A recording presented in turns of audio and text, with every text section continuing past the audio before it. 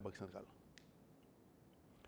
Est-ce qu'il faudrait peut-être contempler éliminer la Banque centrale et la remplacer par un currency board? Est-ce qu'il faudrait penser à faire une réforme monétaire? Hein?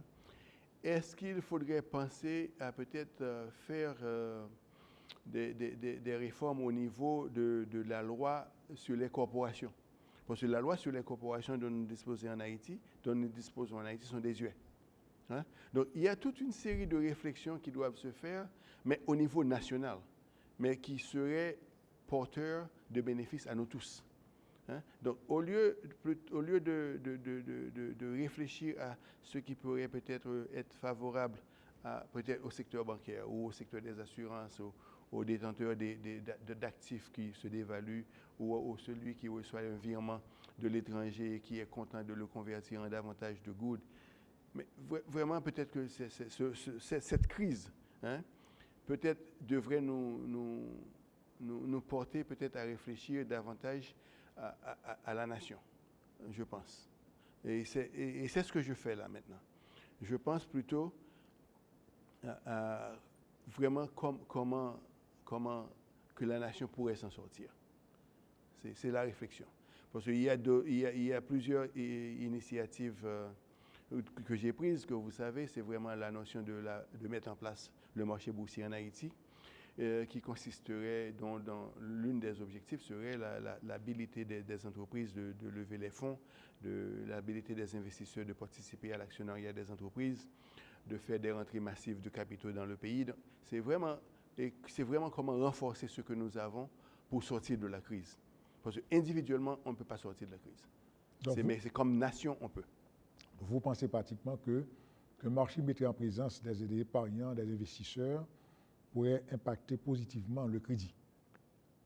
Pardon? Un marché c'est-à-dire le fait de mettre en présence épargnants et investisseurs, serait un élément positif pour impacter le crédit en Haïti. Oui, absolument. Pourquoi? Parce que vous avez maintenant des taux de crédit qui vraiment ne favorisent pas l'investissement à long terme. Comme je vous ai mentionné tantôt, en vertu de la relation des taux d'intérêt à court terme et des taux d'intérêt à long terme. Mais lorsque vous permettez, à travers une institution boursière, l'interaction directe entre les épargnants et les propriétaires d'entreprises, vous permettez à ce que les propriétaires d'entreprises puissent avoir accès directement à des capitaux et peut-être à l'actionnariat, à gens qui voudraient participer à l'actionnariat, ou si c'est au cas d'emprunt obligataire, à des taux d'intérêt qui sont inférieurs, sur le long terme, inférieurs aux taux d'intérêt à long terme qu'offrent les institutions financières. Et aussi, peut-être qu'il faudrait une réforme du marché du capital en Haïti et libérer les entreprises avec d'autres lois, d'autres structures financières, d'autres structures juridiques qui les permettraient d'être beaucoup plus actifs sur le marché local et même sur le marché international. Très bien. Parce qu'on ne peut pas se limiter. Parce que il y a une chose que les gens doivent comprendre, qu'il y a ce qu'on appelle un écosystème, des écosystèmes plutôt. Par exemple, vous êtes comptable, mais vous faites partie d'un écosystème international. Dans tous les pays du monde, tous les comptables se ressemblent. Ils font le même travail. Ils apprennent les mêmes livres. Ils apprennent à fonctionner. Ils ont les mêmes responsabilités, d'où la transparence des chiffres. Donc, c'est un écosystème. Et que vous soyez en Haïti, en France, aux États-Unis, vous avez les mêmes responsabilités. Vous prenez celui qui est dans la manufacture de t-shirts, etc. Mais lui, il fait partie d'un écosystème. Son écosystème, ce sont les gars qui font la même chose, que ce soit en Bangladesh, en Chine, en Dominicanie ou ailleurs. Donc, ils font partie de cet écosystème. Ils ont tous les mêmes soucis, ils ont tous les mêmes coûts.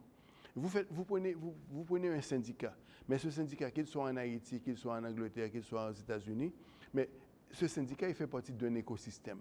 Donc, vous savez, le monde est vraiment composé d'écosystèmes et à l'intérieur de l'écosystème, il y a des comportements qui sont similaires.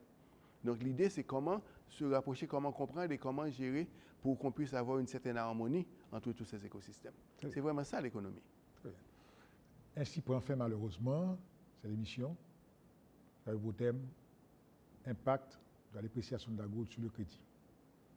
Disons un grand merci à notre invité qui, dans un temps relativement très court, a pu mettre sur la table des concepts vraiment qui méritaient un grand éclairage.